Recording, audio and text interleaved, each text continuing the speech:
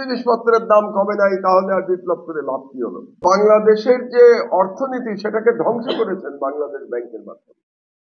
এবং এই যে তাদেরকে রেখে দেওয়া হয়েছে কোনো শক্তি অভিযান না চালিয়ে, তাদের গ্রেফতার না করে, তার পরিণাম হচ্ছে গতকালের নির্বাচনে সেই ফ্যাসিবাদী শক্তির সমর্থকরা এই নির্বাচনে জয়লাভ করেছে।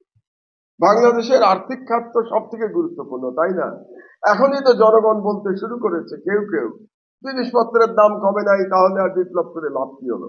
আপনি রাস্তায় গিয়ে সাধারণ মানুষের সাথে কথা বলেন, এটাই শুনতে পাবেন। তার মানে হচ্ছে যে জনগণকে খুশি করতে হলে, বাংলাদেশের ভেঙে পড়া অর্থনীতি ঠিক করতে হলে আগে তো আপনার আর্থিক খাতে সংস্কার করতে হবে। আপনি আর্থিক খাতের দায়িত্ব কাদেরকে দিয়েছেন? কোন তিনজন সব থেকে শক্তিশালী বাংলাদেশের আর্থিক খাতে এখন? 1 নম্বর ডক্টর সালাউদ্দিন আহমেদ, তিনি হলেন অর্থ উপদেষ্টা। 2 নম্বর ডক্টর দেবপ্রিয় ভট্টাচার্য, তিনি হলেন সংস্কার কমিশনের প্রধান। 3 নম্বর হলেন ডক্টর আহসান মনসুর, যিনি বাংলাদেশ ব্যাংকের গভর্নর। এই তিনজনের অতীত ইতিহাস কি বলে? ডক্টর সালাউদ্দিন গত 16 বছরে কি তিনি করেছেন, কিভাবে তিনি প্রতিবাদ জানিয়েছেন হাসিনার বিরুদ্ধে? এই যে এত লুটপাট হয়ে গেছে বাংলাদেশের, ডক্টর সালাউদ্দিন আহমেদ কোথায় ছিলেন? তিনি কার কাছে প্রতিবাদ করেছেন? আমার কথা বলি আপনাদেরকে, টার্কিতে থেকে আমি ওয়ার্ল্ড ব্যাংকের প্রধানকে একের পর এক চিঠি লিখেছি। সেই সব চিঠি আমি ছাপাবো যখন আমার দেশ ইনশাআল্লাহ আগামী 1 মাস পরে আবার চালু হবে। চিঠিতে কি বলেছি জানেন?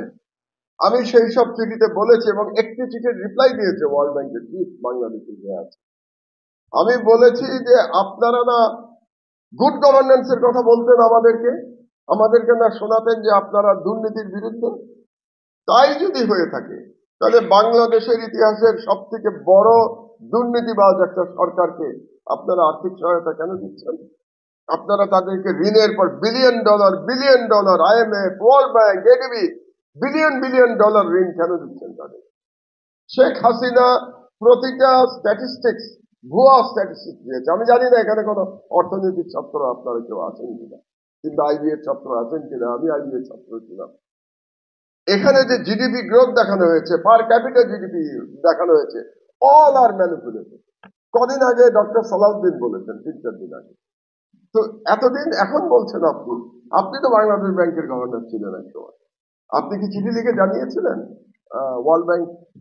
আপনি কি কোনো সংবাদ সম্মেলন করে বলেছিলেন যে এই স্ট্যাটিস্টিক্স গুলো ভুয়া? কিন্তু আমি টার্কিতে বসে চিঠি লিখেছি, আমি প্রতিবাদ জানিয়েছি এবং তাদেরকে বলেছি আমি ওয়ার্ল্ড ব্যাংকে, এবং এই প্রশ্ন আমি তুলব যে তোমরা এই দুর্নীতি পরায়ণ সরকারকে যে টাকা দিচ্ছ, সেই ঋণ পরিশোধ করার দায় বাংলাদেশের জনগণ গ্রহণ করবে না।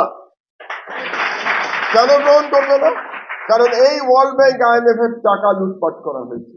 এই ওয়ার্ল্ড ব্যাংক IMF এর টাকা দিয়ে বিদেশে পাচার করা হয়েছে। এস আলম সিঙ্গাপুরে সাম্রাজ্য গড়ে তুলেছে, সমিট গ্রুপ সিঙ্গাপুরে সাম্রাজ্য গড়ে তুলেছে, জয় হাসিনার ছেলে জয় আমেরিকাতে বিলিয়ন ডলার দিয়ে সে রাজকীয় জীবনযাপন করছে, বিশাল তার বাড়ি সেখানে এই টাকা দিয়ে। এবং ঋণ কার ঘরে রেখে গেছে? আপনাদের ঘরে।